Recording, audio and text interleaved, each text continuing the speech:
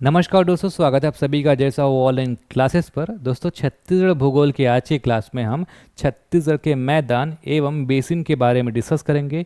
ये जो टॉपिक है काफ़ी इंपॉर्टेंट टॉपिक है, हमेशा यहाँ से क्वेश्चंस पूछे जाते हैं, तो पूरा वीडियो बिल्कुल ध्यान से देखिएगा। इस एक ही वीडियो में मैं ये कंप्लीट टॉपिक कवर कराने वाला हूँ।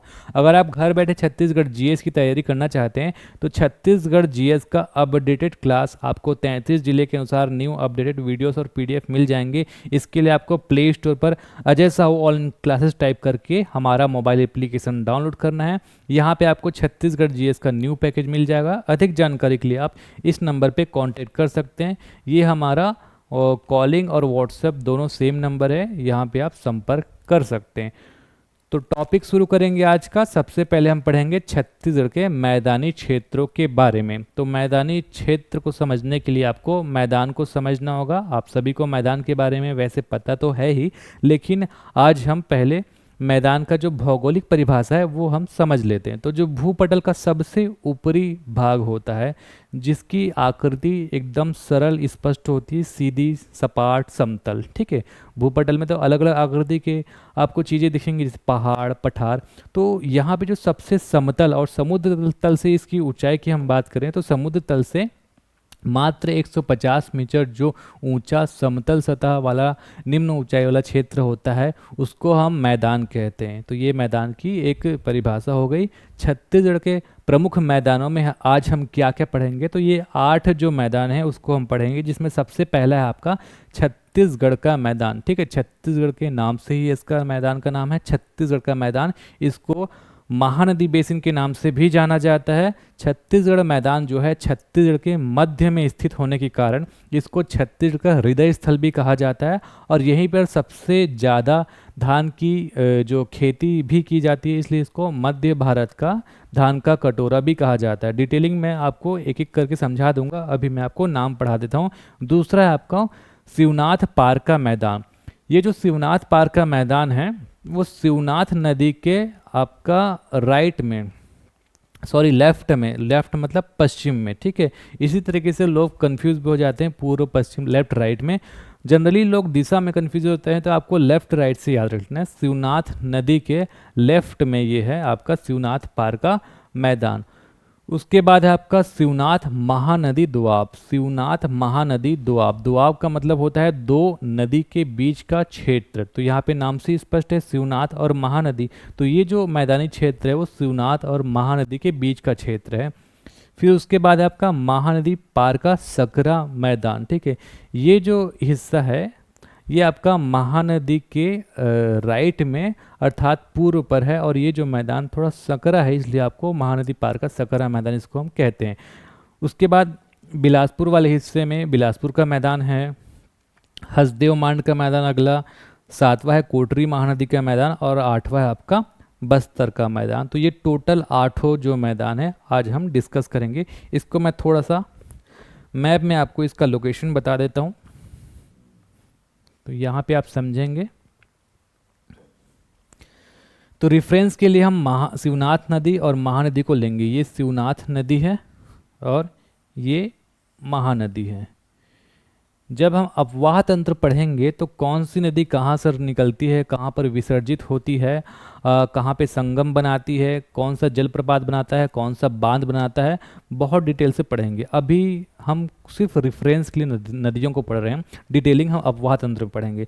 तो ये शिवनाथ नदी है और ये महानदी है। तो यहाँ पे आप देखेंगे शिवनाथ नदी के लेफ्ट में मतलब पश्चिम में ये जो हिस्सा है इसको कहते हैं शिवनाथ पार्क का मैदान, और शिवनाथ और महानदी के बीच में जो हिस्सा है वो है आपका महानदी शिवनाथ दोआब। महानदी के जो राइट में अर्थात पूर्व में है महानदी पार का मैदान, यहाँ पे आप देख लीजिए। और यहाँ पर आपका मुंगेली बिलासपुर जांजगीर चांपा वाले इलाका में है बिलासपुर का मैदान। यहाँ पे आपका हसदेव मांड का मैदान है, और ये जो पूरा इलाका है ये आपका बिलासपुर संभाग है। ठीक है, ये आपका दुर्ग संभाग है और ये आपका रायपुर संभाग है। तो ये जो तीनों संभाग वाला पूरा इलाका है इसको हम कहते हैं छत्तीसगढ़ का मैदान। और छत्तीसगढ़ के मैदान का ये जो मैदान है यही सब उप विभाग भी है।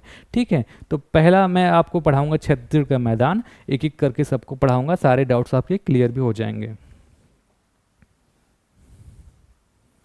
तो चलिए पहला पढ़ेंगे हम छत्तीसगढ़ का मैदान। ये छत्तीसगढ़ राज्य के मध्य में स्थित है। अभी जस्ट मैंने आपको बताया छत्तीसगढ़ का, यहाँ पे छोटा सा मैप मैं आपको बता देता हूँ। ये छत्तीसगढ़ का मैप है। यहाँ पे नीचे वाला ये है आपका बस्तर संभाग, यहाँ पे आपका ये वाला हिस्सा है दुर्ग संभाग, ये वाला हिस्सा है आपका रायपुर संभाग, ठीक है, ये है आपका बिलासपुर संभाग, ऊपर वाला हिस्सा सरगुजा संभाग।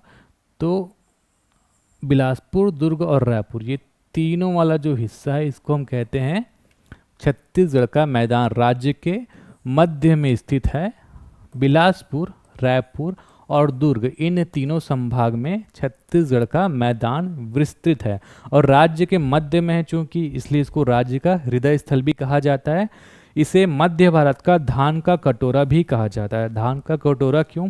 क्योंकि छत्तीसगढ़ के मध्य में ही जो भूमि है, मैदान है, वो समतल है और इसके बाकी इलाकों में ऊपर उठा हुआ भाग, ऊंचे ऊंचे पठार, पहाड़ इत्यादि है। तो इसका जो शेप है वो कुछ इस तरीके से आ जाता है, बीच वाला समतल और ऊपर उठे हुए भाग, और यहाँ पे ही धान की खेती होती है। तो इस तरीके से ये दिखता है जैसे कटोरे में धान रखा हुआ है, इसलिए इसको धान का कटोरा भी कहा जाता है। इसकी औसत ऊंचाई 220 मीटर है। आकृति की बात करें तो अलग अलग कई बार क्वेश्चन में जब आया था तो आंसर लिया गया था, कहीं पे पंखाकार, कहीं पे चापाकार, कहीं पे तस्तरी नुमा। तो ये लगभग लगभग समान ही है, पर्यायवाची की तरह इसको आप याद रखेंगे। आकृति पंखाकार, चापाकार या फिर तस्तरी नुमा। इसी के उप विभाग है आपका बिलासपुर रायगढ़ का मैदान, हसदेव मांड का मैदान, शिवनाथ पार का मैदान, शिवनाथ महानदी दोआब और महानदी पार का मैदान, जो अभी थोड़ी देर पहले मैंने आपको समझाया। ठीक है, तो यही सब चीज़ जो है इसके उप विभाग हैं, यहाँ पे आप देख सकते हैं। ठीक है, ये जितने भी मैदान हम पढ़ रहे हैं ये सब कुछ जो है महानदी छत्तीसगढ़ का मैदान या फिर महानदी बेसिन का उप विभाग कहलाता है। तो ये आपको ध्यान में रखना है। फिर इसका जो पहला उप विभाग है वो हम पढ़ेंगे शिवनाथ पार का मैदान। स्थिति वाइज हम देखें शिवनाथ पार का मैदान, तो शिवनाथ नदी के पश्चिम, लोग पूर्व पश्चिम में कंफ्यूज होंगे तो लेफ्ट राइट याद रखना। शिवनाथ नदी यहाँ पे आप देखेंगे ये है आपका शिवनाथ नदी। ठीक है, तो शिवनाथ के लेफ्ट में है ये है आपका लेफ्ट। ये जो हिस्सा आपको दिख रहा है ये वाला हिस्सा, ये है आपका शिवनाथ पार का मैदान। छत्तीसगढ़ के मैदान का पश्चिमी भाग है। अब ये छत्तीसगढ़ का मैदान है पूरा ये वाला हिस्सा, तो इसके पश्चिम में है ना। तो ये शिवनाथ नदी के भी पश्चिम में है और छत्तीसगढ़ के मैदान के भी पश्चिम में है। नदियों की बात करें तो कई बार किसी भी मैदान के अंतर्गत जो प्रवाह क्षेत्र आता है, कौन कौन सी नदियाँ आती हैं उसको भी पूछ दिया जाता है। तो इस क्षेत्र में मैकल श्रेणी से, यहाँ पर मैकल श्रेणी है, मैकल श्रेणी से जो निकलने वाली कुछ नदियां हैं, जैसे कबीरधाम में हाफ नदी, आमनेर नदी या राजनांदगांव से एक सुर्रा नदी है और यहीं से कर्रा नदी भी निकलता है। तो ये सारी नदियों का जो प्रवाह वाला क्षेत्र है शिवनाथ पार का मैदान कहलाता है। इसको मैं थोड़ा सा और जूम करके आपको दिखाता हूँ। अगर आप नोट्स इसी तरीके से बनाएंगे तो आपको पढ़ने में भी आसानी हो जाएगा और एग्ज़ाम में आपसे क्वेश्चंस बन जाएंगे। ठीक है, इसको आप ध्यान से देखिए। ये है आपका शिवनाथ और यहाँ पे हाफ, आमनेर, आपका सुरही, कर्रा, ये जो वाला हिस्सा है शिवनाथ के लेफ्ट में या फिर पश्चिम में, ये है आपका शिवनाथ पार का मैदान। इसको आप याद रखेंगे। ठीक है, फिर अगला है आपका महानदी शिवनाथ दोआब। तो हमने स्टार्टिंग में ही आपको बता दिया था कि जो दोआब होता है वो दो नदियों के बीच का हिस्सा होता है। तो इसमें महानदी और शिवनाथ के बीच का जो हिस्सा है उस वाले भूभाग को हम पढ़ेंगे। इसकी स्थिति वैसे हम बात करें तो महानदी बेसिन के दक्षिण भाग या फिर दुर्ग एवं रायपुर जिले में इसका विस्तार है।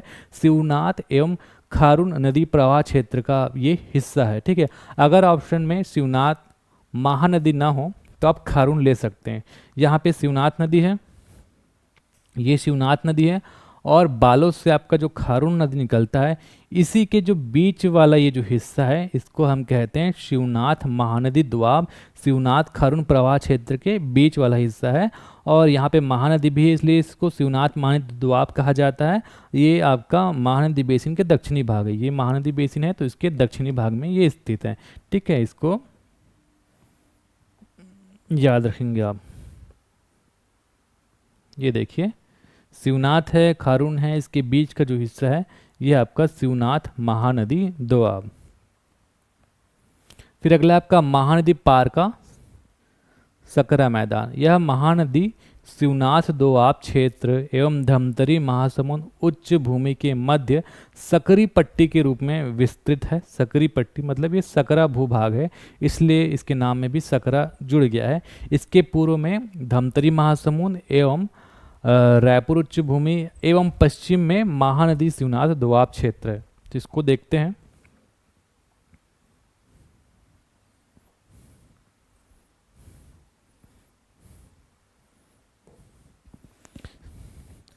यहाँ पे आप समझिएगा, ये देखिए ये शिवनाथ है, ये महानदी है।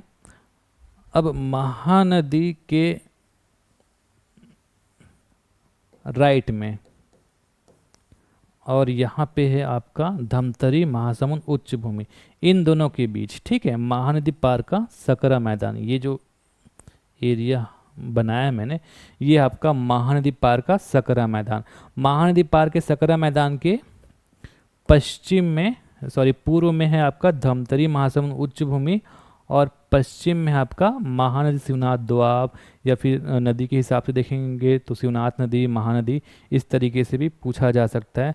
तो ये जो चीज़ें लिखी हुई है, इसके पूर्व में धमतरी महासमुंद एवं रायपुर उच्च भूमि एवं पश्चिम में महानदी शिवनाथ दोआब क्षेत्र है, इसको आप याद रखेंगे। ऐसे थ्योरी में याद रखना थोड़ा सा पॉसिबल नहीं हो पाता, कई बार कन्फ्यूजन होता है। तो जो मैंने मैप आपको बनाया उसी तरीके से आप मैप बना लेंगे तो आसानी से याद हो जाएगा। सकरा होने के कारण ही इसको सकरा मैदान भी कहा जाता है। फिर अगला है आपका बिलासपुर का मैदान, पांचवा है बिलासपुर का मैदान। महानदी बेसिन के उत्तरी भाग में है ये, यहाँ पे महानदी बेसिन है और इसके उत्तरी भाग में है बिलासपुर का मैदान। ठीक है, ये उत्तरी वाला भाग है। क्षेत्र वाइज हम देखें, जिला वाइज, तो मुंगेली, बिलासपुर, जांजगीर चांपा में इसका विस्तार है। इसके पश्चिम में मैकल पर्वत एवं पूर्व में हसदेव मांड का मैदान है। प्रवाहित होने वाली नदियों के बारे में बात करें तो अरपा, लीलागल, मनियारी, आगर नदी इत्यादि यहाँ से प्रवाहित होती है, और रतनपुर एवं सेंटी जो पहाड़ी इलाका है इसी के अंतर्गत आता है। तो इसकी स्थिति हम देख लेते हैं। महानदी बेसिन के उत्तरी भाग में, यहाँ पे आप देखेंगे,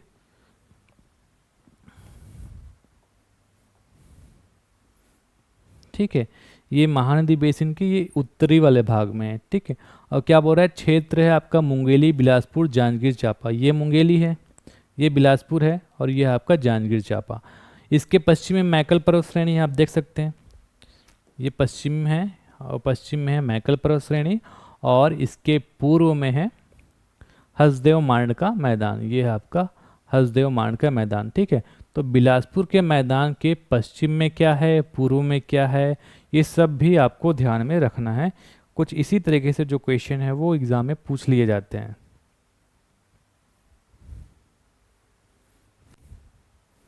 फिर अगला है आपका हसदेव मांड का मैदान। इसकी स्थिति हम देखें तो छत्तीसगढ़ बेसिन के उत्तर पूर्वी भाग में स्थित होता है। इसका विस्तार है आपका कोरबा, जांजगीर चांपा, शक्ति, रायगढ़ जिले में इसका विस्तार है। इसके विस्तार को चंवर ढाल या फिर कुम्हार पहाड़ के नाम से भी जाना जाता है।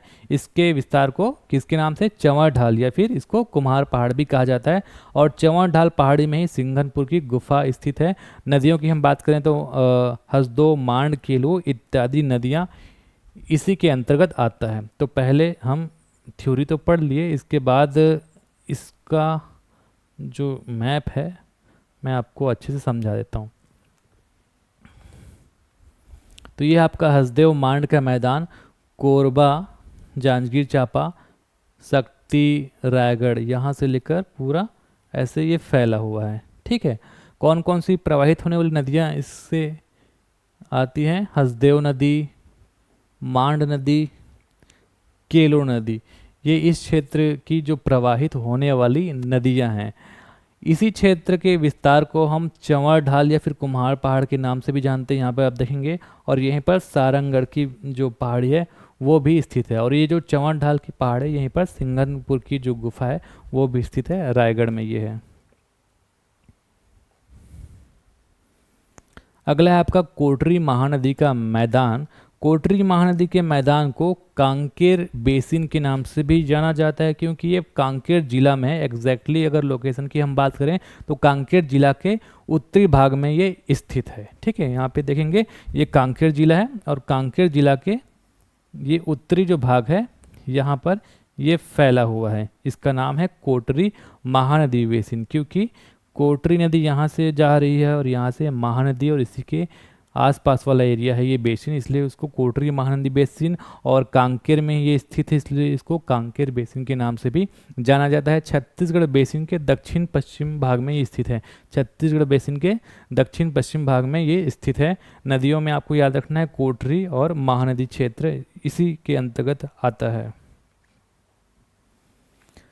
फिर आपका अगला 8वां और अंतिम जो मैदान है वो है बस्तर का मैदान। इसका जो विस्तार है वो बीजापुर और सुकमा जिले में है, छत्तीसगढ़ के दक्षिणी क्षेत्र में ये है। यहाँ पे देखेंगे छत्तीसगढ़ का ये दक्षिणी क्षेत्र है, दक्षिणी बिंदु बीजापुर से लेकर सुकमा तक ये फैला हुआ है। इसका नाम है बस्तर का मैदान। यहाँ से गोदावरी नदी जाती है, यहाँ से सबरी नदी, और ये जो गोदावरी और सबरी नदी है इसी के आसपास का ये मैदान है। गोदावरी एवं सबरी नदी मैदान की जो ऊंचाई है समुद्र तल से 300 मीटर से कम है। छत्तीसगढ़ के दक्षिण में है। दक्षिण का मैदानी भाग लहरदार और उर्मिल है। ये जो मैदानी भाग है यहाँ का ये लहरदार और उर्मिल है। तो इतना कुछ जो है आपको मैदानी भाग में याद रखना है। अगला टॉपिक है छत्तीसगढ़ के बेसिन। छत्तीसगढ़ के बेसिन में हम एक लाइन में कुछ फैक्ट पढ़ेंगे और उसको कंपेयर कर लेंगे इमेज से, क्योंकि इसमें ज़्यादा कुछ है नहीं। सबसे पहले हम पढ़ेंगे रिहंद सिंगरौली का बेसिन। रिहंद सिंगरौली का बेसिन जो है छत्तीसगढ़ के उत्तरी सीमा पर बलरामपुर वाड्रप नगर में है और गंगा अपवाह तंत्र के अंतर्गत ये आता है। मैं आपको पहले थ्योरी पढ़ा देता हूँ, ठीक है। उसके बाद जब मैप में कंपेयर करवाऊंगा तो सेम जो चीज़ें हैं वो आपको आसानी से याद हो जाएगा। कन्हार का बेसिन ये भी हम बात करेंगे तो छत्तीसगढ़ की उत्तर पूर्वी सीमा पर है। रामानुजगंज बलरामपुर जिला के अंतर्गत ये भी आता है और ये भी गंगा अपवाह तंत्र का ही हिस्सा है। फिर अगला है आपका सरगुजा बेसिन। तो सरगुजा बेसिन जो है सूरजपुर और सरगुजा में विस्तृत है। रिहंद जो नदी है सरगुजा बेसिन की मुख्य नदी, पूछा जा सकता है सरगुजा बेसिन की मुख्य नदी बताइए, तो रिहंद नदी है। अगला है आपको हसदो रामपुर बेसिन। हसदो रामपुर या फिर इसको हसदेव रामपुर भी कहा जाता है। हसदेव नदी या फिर हसदो नदी, दो नाम है इसके, दोनों भी आपको याद रखना है। इसी का मुख्य नदी है हसदेव नदी और मनेन्द्रगढ़ पेंड्रा कटघोरा में इसका विस्तार है। अगला है आपका रायगढ़ बेसिन। कोरबा और रायगढ़ में इसका विस्तार है। छुरी उदयपुर की पहाड़ी से ये लगा हुआ है। फिर अगला है आपका कोरबा बेसिन। कटघोरा से कोरबा में इसका विस्तार है। यह पेंड्रा पठार एवं छुरी पठार पहाड़ के बीच में स्थित है। जो कोरबा बेसिन है वो कटघोरा में विस्तृत है और साथ साथ पेंड्रा पठार और छुरी पहाड़ के बीच में स्थित है। फिर अंतिम आपका कोटरी बेसिन। मोहला एवं कांकेर में इसका विस्तार देखने को मिलेगा। ठीक है, तो ये सारी चीज़ें अब हम मैप में पढ़ लेते हैं।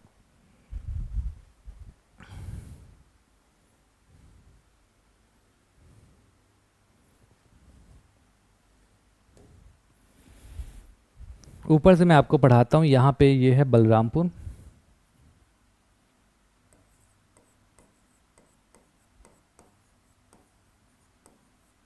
ये है बलरामपुर। बलरामपुर का ये है वाड्रफ नगर। अगर आपको दिख नहीं रहा है मैं आपको बोल के बता रहा हूँ, ये है आपका वाड्रफ नगर और ये है आपका रामानुजगंज। तो वाड्रफ नगर वाले इलाके में है आपका रिहंद या फिर सिंगरौली बेसिन। छत्तीसगढ़ की उत्तरी सीमा पर है रिहंद और सिंगरौली बेसिन और ये गंगा अपवाह तंत्र का हिस्सा है। ठीक है, इतना आपको याद रखना है इसमें। फिर अगला है आपका रामानुजगंज में है आपका कन्हार बेसिन और राज्य के उत्तर पूर्व में देख लीजिए, ये उत्तर और ये पूर्व, उत्तर पूर्व वाले इलाका में है, ये भी गंगा अपवाह तंत्र के अंतर्गत आता है। अब हम आगे आएंगे सरगुजा बेसिन देखेंगे तो सूरजपुर और सरगुजा, ये आपका सूरजपुर है, ये आपका सरगुजा जिला है। सूरजपुर सरगुजा जिले में फैला है सरगुजा बेसिन। इसकी मुख्य नदी की हम बात करें तो रिहंद नदी इसकी मुख्य नदी है। औसत ऊंचाई 400 मीटर के आसपास, 450 मीटर के आसपास है। अब हम यहाँ पे आते हैं, यहाँ पे हम देखेंगे हसदो रामपुर बेसिन। तो हसदो रामपुर बेसिन में आप क्या देखेंगे कि ये मनेंद्रगढ़ जो जिला है, दक्षिणी मनेंद्रगढ़, यहाँ पे गौरेला पेंड्रा मारवाही जिला है, तो उसका पूर्वी पेंड्रा और कोरबा का कटघोरा। तो मनेंद्रगढ़, पेंड्रा और कटघोरा यहाँ तक इसका विस्तार है हसदेव रामपुर बेसिन का। ठीक है, इसकी जो मुख्य नदी है वो है आपका हसदेव नदी। फिर यहाँ पे आएंगे कोरबा बेसिन। कोरबा बेसिन का कटघोरा से लेकर कोरबा तक इसका विस्तार है। इसके अगर पश्चिम में देखें तो कोरबा बेसिन के पश्चिम में है आपका पेंड्रा का पठार, और इसके पूर्व में है आपका छुरी की पहाड़ी। ठीक है, तो ये आपके कोरबा बेसिन के पूर्व में और पश्चिम में क्या है याद रख सकते हैं। फिर यहाँ पे आप आएंगे तो रायगढ़ वाले का इलाके में, कोरबा से लेकर रायगढ़ इस वाले इलाके में है आपका रायगढ़ बेसिन। छुरी उदयपुर की पहाड़ी का ही ये विस्तार है ना, छुरी उदयपुर की पहाड़ी से ये लगा हुआ है, ये आप याद रखेंगे।